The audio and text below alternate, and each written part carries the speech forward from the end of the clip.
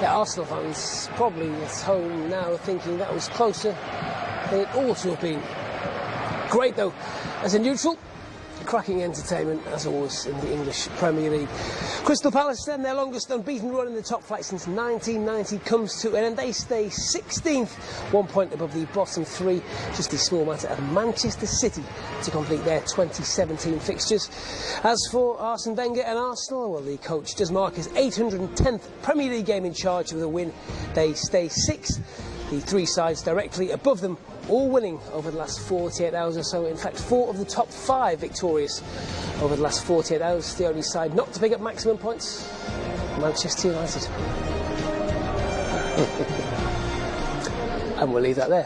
Why are you looking at me? We'll speak to Dwight York and Ian Rush in just a couple of moments. Amid all the uncertainty around Alexis Sanchez, Mesut Ozil's contracts, how much of a bonus to Arsenal and Arsene Wenger would it be to get Jack Wilshere signed and sealed? I think he'll be great for Arsenal.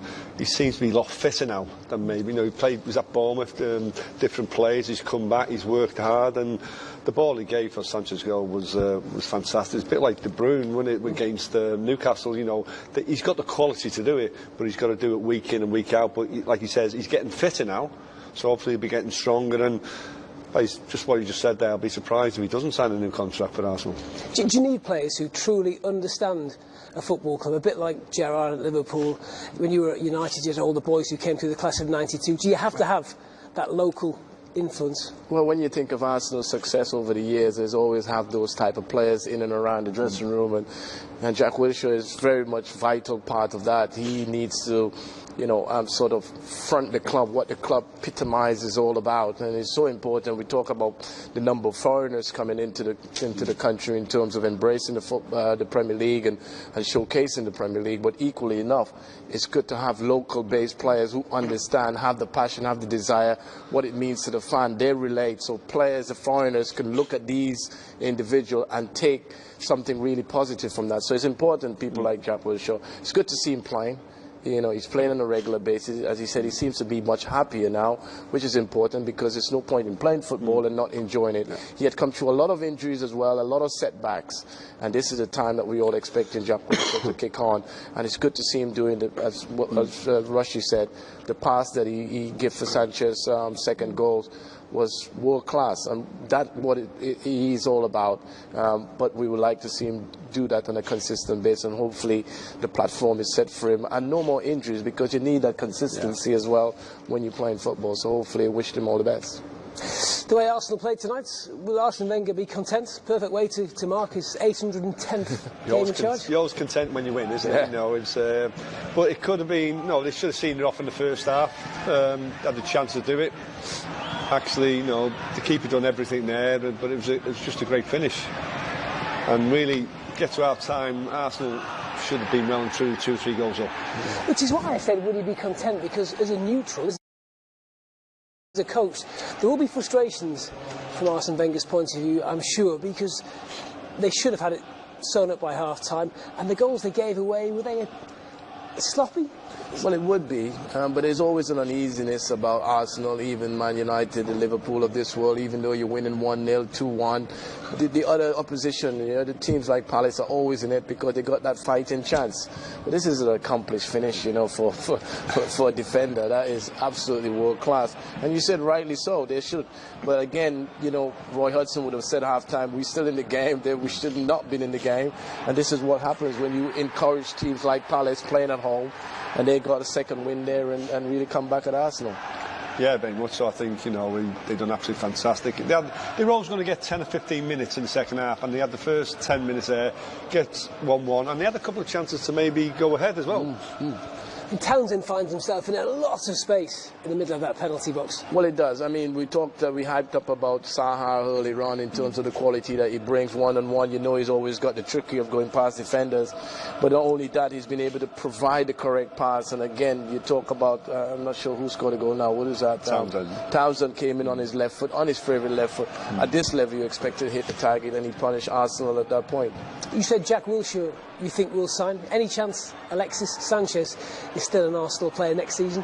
Well, you know, be interesting to see. Obviously, it's lost maybe with Manchester City, but surprised with Liverpool were after him, and he chose to go to London, not Liverpool. So, because of the money if he goes to Manchester City.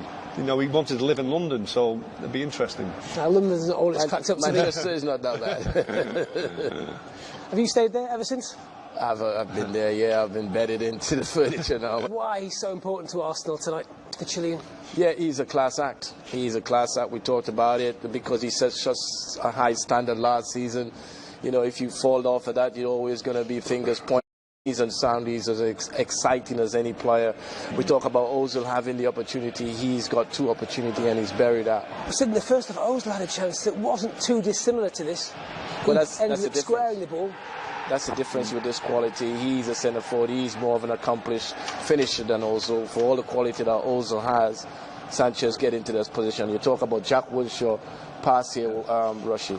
Yeah, it was absolutely great, but it was the touch in the first touch. Ozil's first touch wasn't good in the first half. That was a fantastic there. But Jack Wilshere, there was no one within like 20 yards of him, was there? Yeah. But it was a great pass. It was the first touch, and that's what gets goal. That's the difference between Sanchez and Ozil tonight. Quality finish. Is that a centre forward's attitude, centre forward's reaction?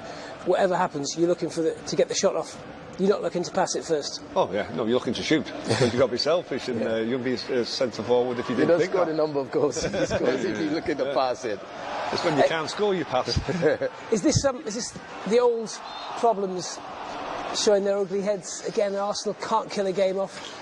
Well, it is a thing that I'm sure that frustrates managers week in, week out. You get into such comfortable position, even at 3-1, they look a little bit uncertainty. You thought that the quality that Arsenal does possess at this stage, you expect them to pick them off. They give away sloppy goals, they give away sloppy free kicks and corners, and the marking is like a lackadaisical. No one really wants to go and win it. Invite Tompkin on top of them. Again, a question, maybe check there. I'm thinking exactly that. Why doesn't Czech come and clean that out? I think he was one of the players was marking him, and he just put him off actually, and he went and done that. But even 4 minutes ago, Crystal Palace had 2 chances, but they were just bad crosses, weren't they? When they crossed it, they were bad. So and it all came from the right hand side. Arsenal's right hand side. They got in there. Zaha got in there lots of time, and Arsene Wenger would look at that. Let's hear from the man himself, Arsene Wenger. Thank you. 3 points then on a monumental night for Arsene Wenger. Pulls level with Sir Alex Ferguson. 810 Premier League games managed. You look down the rest of that list. Harry Redknapp, you think, probably finished. David Moyes and Sam Allardyce a long, long way behind. We might never see anyone go beyond 810. I'd be surprised if anyone gone beyond that. It's not going to happen again. If a manager is in a job for 6 months, that's plenty these days. Unless you get the job. Well, yeah, you've got to go in and really, sort of stamp your authority. Unfortunate in the manager job that everyone is involved in now. It's all about results. You go in and you get results to survive in the game. And when you think about Sir Alex, it was like 4 or 5 years before he won anything, wasn't it? You don't get that anymore. You get 4 months. That's the incredible thing about Sir Alex and Arsene Wenger is they've done it at the same club. Tremendous. Roy Hodgson has done a tremendous job at Crystal Palace. Their 8-game unbeaten run comes to an end tonight. They are, though, in a far healthier position than they were when the South London man took over. Let's hear from Hodgson himself. All right, Jeff. Manchester City next for Roy Hodgson and Crystal Palace. Right before we go, we talked a lot about Dwight Yorke's managerial aspirations. We should really ask you what's happening with you, Ian. Who's the next manager of Wales? Does it have to be a Welshman? No, it doesn't have to be a Welshman. I think it helps if it's a Welshman, but it doesn't have to be a Welshman. I'm a little bit older than Dwight, but for me, I've been the elite performance director of the Welsh FA Trust now for 9 years, and really enjoy working with the younger lads and everything. So, I never got the chance to play in the World Cup or the Euros, and what I'm looking at now is it was great to see him in the summer in the Euros. I'm disappointed we didn't make the World Cup, but we're looking to the Euros and World Cup in Qatar in 5-6 years' time. So you know where I'm going here, because you brought through a lot of these players, this squad now. The obvious route to keep things consistent, to keep everything going through steadily, would be to give it to the man who's brought those players through. I think you want a lot of continuity and everything, but I love my job at Liverpool, being an ambassador for Liverpool. I love that, and I love working with the lads as well. So in football, as I say, you never say no.